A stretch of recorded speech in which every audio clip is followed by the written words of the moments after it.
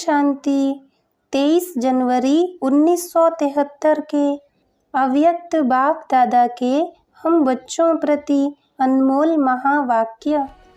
मुरली का सार, संपूर्ण मूर्त बनने के 4 स्तंभ।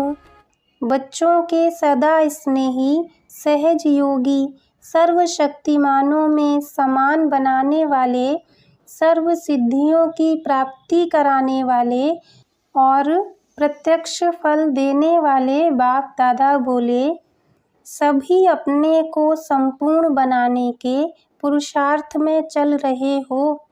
संपूर्ण मूर्त बनने के लिए मुख्य 4 विशेषताएं धारण करनी हैं, जिससे सहज ही संपूर्ण मूर्त बन सकते हो।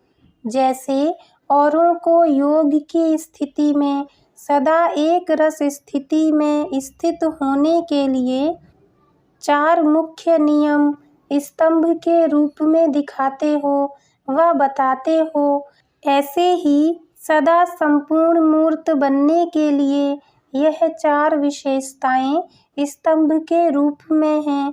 वह कौन सी हैं? पहला ज्ञान मूर्त, दूसरा गुण मूर्त, तीसरा महादानी मूर्त और चौथा याद मूर्त अर्थात तपस्वी मूर्त। यह चारों ही विशेषताएं अपने में लाने से संपूर्ण स्थिति बना सकते हो। अब यह देखो कि अपनी मूर्त में यह चारों ही विशेषताएं प्रत्यक्ष रूप में अनुभव होती हैं व अन्य आत्माओं को भी दिखाई देती हैं। ज्ञान मूर्त अर्थात सदैव बुद्धि में ज्ञान का सुमिरन चलता रहे, सदैव वाणी में ज्ञान के ही बोल वर्णन करते रहें। हर कर्म द्वारा ज्ञान स्वरूप अर्थात मास्टर नॉलेजफुल और मास्टर सर्वशक्तिमान, इन मुख्य स्वरूपों का साक्षात्कार हो, उसको कहा जाता है ज्ञान मूर्त। इस प्रकार से मन, वाणी और कर्म द्वारा गुण मूर्त, महादानी मूर्त और याद अर्थात तपस्या मूर्त प्रत्यक्ष रूप में दिखाई दें। जैसे लौकिक पढ़ाई में 3 मास, 6 मास, 9 मास का इम्तिहान लेते हैं, जिससे हर एक को अपनी पढ़ाई का मालूम पड़ जाता है, ऐसे ही ईश्वरीय पढ़ाई का अब काफ़ी समय बीत चुका है। इसलिए यह विशेष मास याद की यात्रा में रह अपनी चेकिंग करने के लिए अर्थात स्वयं का शिक्षक बन, साक्षी बन, अपना पेपर ले देखने के लिए दिया हुआ है। अब सिर्फ फाइनल पेपर ही रहा हुआ है, इसलिए अपनी रिजल्ट को देख चेक करो कि इन चारों विशेषताओं में से किस विशेषता में और कितनी परसेंटेज की कमी है। क्या फाइनल पेपर में संपूर्ण पास होने के योग्य सर्व योग्यताएं हैं? यह मास परिणाम देखने का है। परसेंटेज अगर कम है तो संपूर्ण स्टेज कैसे पा सकेंगे? इसलिए अपनी कमी को जानकर उसे भरने का तीव्र पुरुषार्थ करो। अब यह थोड़ा सा समय फिर भी ड्रामा अनुसार पुरुषार्थ के लिए मिला हुआ है, लेकिन फाइनल पेपर होने से पहले अपने को संपूर्ण बनाना है। अपना रिजल्ट देखा है, जैसे इस मास में चारों ओर याद की यात्रा का उमंग और उत्साह रहा है। इसका रिजल्ट क्या समझती हो? कितने मार्क्स देंगे? भले हर एक का अपना अपना तो है, फिर भी चारों ओर के वातावरण व वायुमंडल व पुरुषार्थ की उमंग और उत्साह के रिजल्ट में कितने मार्क्स कहेंगे? टोटल पूछते हैं। सभी के पुरुषार्थ का प्रभाव मधुवन तक पहुंचता है ना? क्या त्रिकालदर्शी बने हो? अपने समीप परिवार की आत्माओं के पुरुषार्थ के त्रिकालदर्शी नहीं हो क्या? क्या भविष्य के ही त्रिकालदर्शी हो, वर्तमान के नहीं हो? वाइब्रेशन से और वायुमंडल से परख नहीं सकते हो? जब साइंस वाले पृथ्वी से स्पेस में जाने वालों की हर गति और हर विधि को जान सकते हैं, तो क्या याद के बल से आप अपने श्रेष्ठ पुरुषार्थ की गति और विधि को नहीं जान सकते हो? लास्ट में जानेंगे जब आवश्यकता नहीं होगी। अभी से यह जानने का अभ्यास भी होना चाहिए। कैचिंग पावर चाहिए। जैसे साइंस दूर की आवाज़ को कैच कर चारों ओर सुना सकती है, तो आप लोग भी शुद्ध वाइब्रेशन, शुद्ध वृत्तियों व शुद्ध वायुमंडल को कैच नहीं कर सकती हो। यह कैचिंग पावर प्रत्यक्ष रूप में अनुभव होगी। जैसे आजकल दूर से सीन टेलीविज़न द्वारा स्पष्ट दिखाई देते हैं, वैसे दिव्य बुद्धि बनने से सिर्फ एक याद के शुद्ध संकल्प में स्थित रहने से आप सभी को भी एक दूसरे की स्थिति व पुरुषार्थ की गतिविधि ऐसे स्पष्ट दिखाई देगी। यह साइंस भी कहाँ से निकली? साइलेंस की शक्ति से ही साइंस निकली है।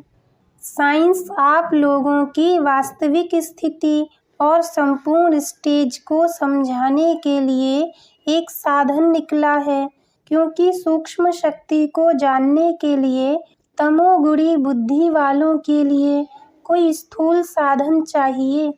जिस श्रेष्ठ आत्मा में ये चारों ही विशेषताएं संपूर्ण परसेंटेज में, अर्थात जिसको 100% कहते हैं, इमर्ज रूप में होंगी, ऐसी आत्मा में सर्व सिद्धियों की प्राप्ति दिखाई देगी।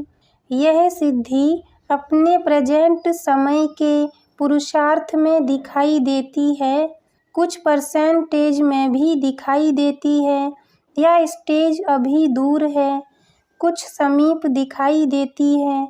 यूं तो इस मास की रिजल्ट चारों ओर की बहुत अच्छी रही। अब आगे क्या करेंगे? याद की यात्रा में रहने से कोई नए प्लान्स प्रैक्टिकल में लाने के लिए इमर्ज हुए।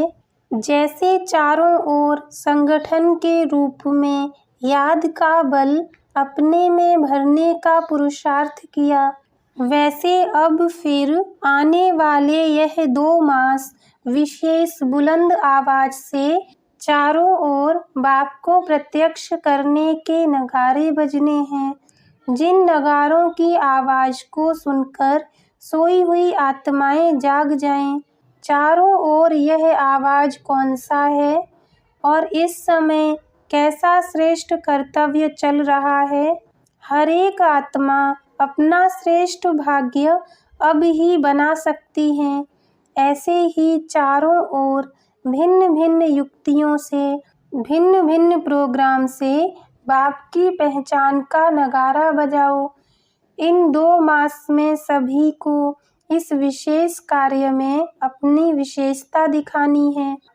जैसे याद की यात्रा में हर एक ने अपने पुरुषार्थ प्रमाण रेस में आगे बढ़ते रहने का पुरुषार्थ किया, वैसे अब इस 2 मास के अंदर बाप को प्रत्यक्ष करने के नए नए प्लान्स प्रैक्टिकल में लाने की रेस करो। फिर रिजल्ट सुनावेंगे कि इस रेस में फर्स्ट, सेकंड और थर्ड प्राइज लेने वाले कौन कौन निमित्त बने। चांस भी बहुत अच्छा है।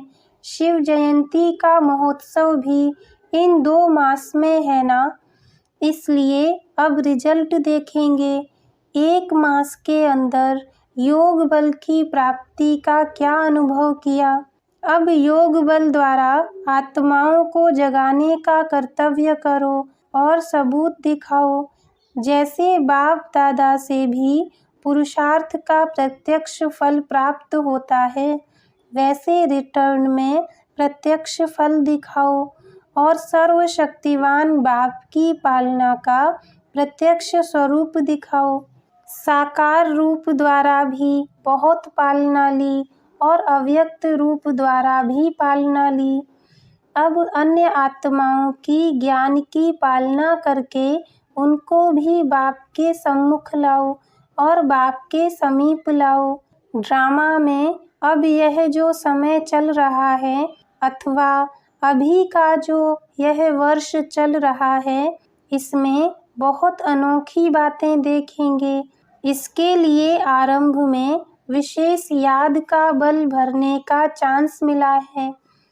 अब बहुत जल्दी नए नए नज़ारे और नई नई बातें सुनेंगे और देखेंगे। इसके लिए अव्यक्त स्थिति और अव्यक्त मिलन का विशेष अनुभव करना है। जो किसी भी समय मिलन द्वारा बुद्धि बल से अपने पुरुषार्थ व विश्व सेवा के सर्व कार्य में सफलता मूर्त बन सको। अब अव्यक्त मिलन का अनुभव किया। जिस समय चाहो या जिस परिस्थिति में चाहो उस समय उस रूप से मिलन मनाने का अनुभव कर सकते हो। क्या यह प्रैक्टिस हो गई? जब थोड़ी सी प्रैक्टिस की है तो उसको बढ़ा सकते हो ना। तरीका तो सभी को आ गया है। यह तो बहुत सहज तरीका है जिससे जिस देश में जिस रूप में मिलना चाहते हो वैसा अपना वेश बना लो। अगर अपना वेश बना लिया तो उस वेश में और उस देश में पहुंच ही जाएंगे और उस देश के वासी बाप से अनेक रूप से मिलन मना सकेंगे। सिर्फ उस देश के समान वेश धारण करो, अर्थात स्थूल वेश और स्थूल शरीर की स्मृति से परे सूक्ष्म शरीर अर्थात सूक्ष्म देश के वेशधारी बनो। क्या बहुरूपी नहीं हो? क्या वेश धारण करना नहीं आता? जैसे आजकल की दुनिया में जैसा कर्तव्य वैसा वेश धारण कर लेते हैं, वैसे आप भी बहुरूपी हो तो जिस समय जैसा कर्म करना चाहते हो क्या वैसा वेश धारण नहीं कर सकते? अभी अभी साकारी और अभी अभी आकारी। जैसे स्थूल वस्त्र सहज बदल सकते हो तो क्या अपनी बुद्धि द्वारा अपने सूक्ष्म शरीर को धारण नहीं कर सकते हो? सिर्फ बहुरूपी बन जाओ तो सर्व स्वरूपों के सुखों का अनुभव कर सकेंगे। बहुत सहज है। अपना ही तो स्वरूप है। कोई नकली रूप किसी दूसरे का थोड़े ही धारण करते हो।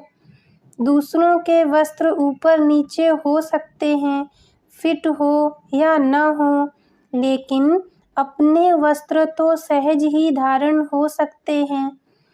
तो यह अपना ही तो रूप है, सहज है ना।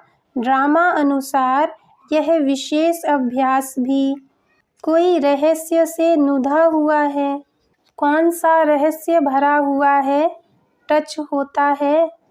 जो भी सभी बोल रहे हैं सभी यथार्थ हैं, क्योंकि अब यथार्थ स्थिति में स्थित होना व्यर्थ स्थिति तो नहीं है, समर्थ शक्ति स्वरूप की स्थिति है ना।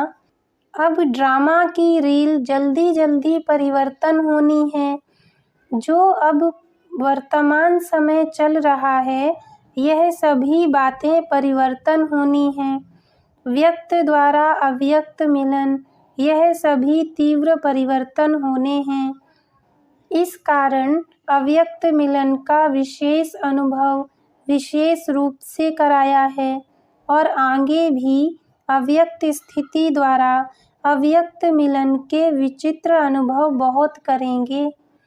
इस वर्ष को अव्यक्त मिलन द्वारा विशेष शक्तियों की प्राप्ति का वरदान मिला हुआ है।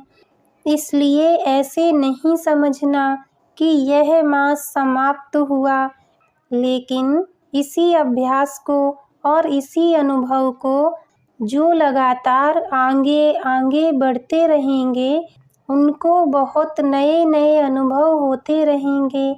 समझा? ऐसे सर्व गुणों में अपने को संपन्न बनाने वाले, अपने संकल्प, वाणी और कर्म द्वारा सर्व विशेषताएं प्रत्यक्ष करने वाले, बाप दादा के दिव्य पालना का प्रत्यक्ष फल दिखाने वाले, बाप के सदा स्नेही, सदा सहयोगी, सर्व शक्तियों में समान बनने वाले और सर्व सिद्धियों को प्राप्त करने वाली श्रेष्ठ आत्माओं व तीव्र पुरुषार्थी आत्माओं को बाप दादा का याद प्यार और नमस्ते। ओम शांति।